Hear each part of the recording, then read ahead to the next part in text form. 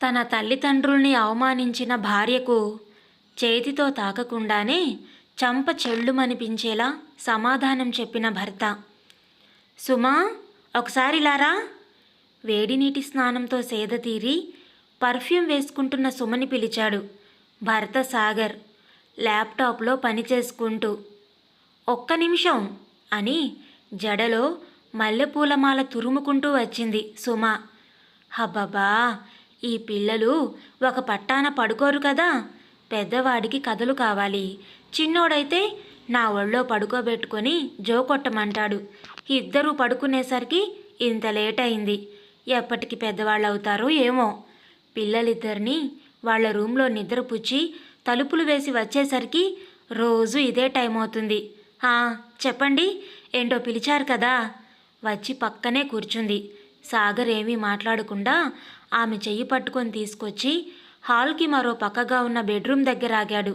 ఆ బెడ్రూమ్ సాగర్ తల్లిదండ్రులది. దగ్గరగా వేసి ఉన్న తలుపులు మెల్లగా తెరిచాడు.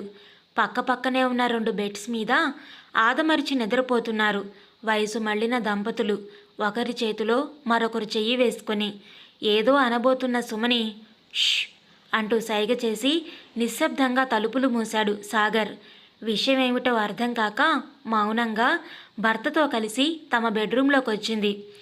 చూసావుగా సుమా, అమ్మా నాన్న ఎలా పడుకున్నారో ఒళ్ళు తెలియకుండా. భర్త ఏం మాట్లాడుతున్నాడో అర్థం కాక అయోమయంగా చూసింది సుమ. మీ తమ్ముడు ఎప్పుడొస్తాట? ఎక్కడుంటాట? మీ అమ్మగారు ఏమంటున్నారు? ఏ భావం మొహంలో కనబడియకుండా అడిగాడు సాగర్. ఉలిక్కి పడింది సుమ. తాను పిల్లల రూంలో కూర్చొని అమ్మతో ఫోన్లో మాట్లాడింది విన్నాడన్నమాట. అమ్మ తమ్ముడికి ఇక్కడే ఇంజనీరింగ్ కాలేజీలో సీటు దొరికిందని, వాణ్ణి ఎక్కడుంచాలా అని ఆలోచిస్తూ ఉన్నామని చెప్పింది. అప్పుడు సుమ ఏమంది? మా ఇంట్లోనే ఉంటాడులేమ్మా, రూమ్ అడ్జస్ట్ చేస్తాలే. మా ఇంటి కొత్త దంపతుల్ని హాల్లోకి షిఫ్ట్ చేస్తాలే. కొత్త దంపతులు అంటే సుమ వాళ్ళ అత్తమామలు. అయినా ఇంత వయసు వచ్చినా ఒకరి మీద ఇంకొకళ్ళు చెయ్యేసుకొని పడుకుంటారు. చూడ్డానికి మాకే సిగ్గేస్తుంది. హాల్లో అలా పడుకుంటే అసహ్యంగా ఉంటుందని ఆలోచిస్తున్నాను. సరే, ఏదో ఒకటి చెప్పి వాళ్ళని హాల్లో పడుకోబెడితే వాళ్లే సర్దుకుంటారు. సర్దుకోక ఏం చేస్తారు? ఎక్కడికి పోతారు? అలా ఉండలేమంటే ఇక వాళ్ళ ఇష్టం, ఎక్కడికైనా పోనీ అని సుమ మాట్లాడిందంతా తన భర్త సాగర్ విన్నాడని అర్థం కాగానే కొంచెం గాబరాగా అనిపించినా మాట్లాడకుండా తలదించుకుంది. సుమా, ఎక్కడో మా ఊళ్ళో ఉన్న తాతల నాటి ఇల్లు అమ్మించి ఇక్కడ 3 బెడ్రూమ్ల ఫ్లాట్ కొనుక్కునేదాకా సతాయించావు. సరే, వాళ్ళెలాగూ మన దగ్గర ఉండవలసిన వారే కదా అని వాళ్ళకి ఇష్టం లేకున్నా అక్కడున్న ఇల్లు అమ్మించి ఇక్కడికి తీసుకొచ్చాను. మనం ఇక్కడ అద్దెలు కట్టుకోలేమని, సొంత ఇంట్లో ఉంటే మనకి ఖర్చు కలిసి వస్తుందని వాళ్ళు ఒప్పుకున్నారు. వచ్చినప్పటి నుండి మనకి చాకిరీ చేయడంలోనే మునిగిపోయారు. ఓపిక లేకున్నా నువ్వు నేను పొద్దున్నే ఆఫీస్కి వెళ్ళి ఏ రాత్రో వచ్చేదాకా పిల్లల్ని కంటికి రెప్పలా కాచుకొని ఉంటారు.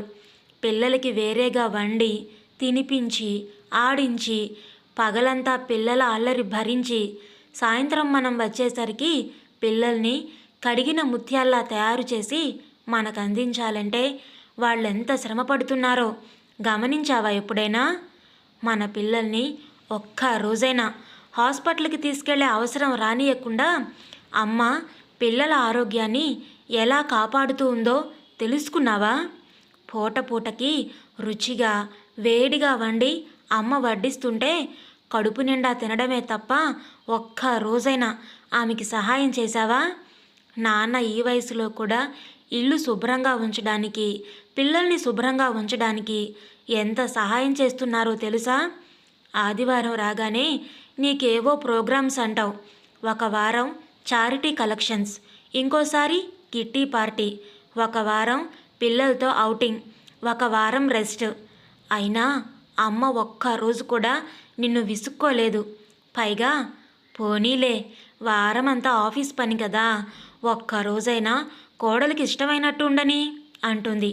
తెల్లవారుజామున లేచి అన్ని పనులు చేసి అలసిపోయిన అమ్మకి రెస్ట్ తీసుకోవాలని పడుకోవాలని అనిపించదా చెప్పు? ఈ వయసులో కూడా కష్టం అనుకోకుండా ఇంత పని చేసి అమ్మకి రాత్రి అయ్యేసరికి విపరీతమైన కాళ్ళు నొప్పి, నడుము నొప్పితో బాధపడుతూ ఉంటే నాన్న ఆమెకి ఆయింట్మెంట్ రాసి కాపడం పెడితే పాదాలకు మసాజ్ చేస్తుంటే అది నీకు వేరే విధంగా అనిపించిందా? 80 ఏళ్ల నాన్నకి రాత్రిపూట చాలాసార్లు బాత్రూంకి వెళ్ళవలసి వస్తుంది. నిద్రమత్తులో ఒక్కోసారి తూలి పడిపోతూ ఉంటారు.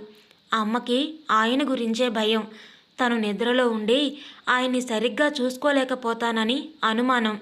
అందుకే ఆయన చెయ్యి పట్టుకొని పడుకుంటుంది. ఎందుకంటే ఆయనతో పాటు మెలకు రావడానికి. అది నీకు శృంగారంగా కనిపిస్తుందా? వయసు మళ్ళిన ఇద్దరికీ ఎవరు ముందు తమను విడిచి వెళ్ళిపోతారో అని లోపల భయం. దానికి తోడు మనకి కూడా మాట్లాడడానికే టైం ఉండదు. అందుకే వాళ్ళిద్దరూ ఒకరికి ఒకరు నీడగా ఉంటారు. అది కూడా నీకు తప్పుగా ఉంది. మీ తమ్ముడికి రూమ్ ఇవ్వడం కోసం వారిని ఇబ్బంది పెట్టొద్దు. మీ తమ్ముడి హాస్టల్ ఖర్చు మనం ఇద్దాం. మనం కూడా కొన్ని సంవత్సరాల తర్వాత వాళ్ళ వయసుకు వస్తాం. మనకు కూడా అలాంటి పరిస్థితి వస్తే ఎలా ఉంటుందో ఊహించుకో. వార్ధక్యం తప్పేది కాదు, తప్పు కాదు. వాళ్ళ అవసరాలు వేరేగా ఉంటాయి. అవి తీర్చకపోతే నేనున్నది ఎందుకు? దండక్ కదా.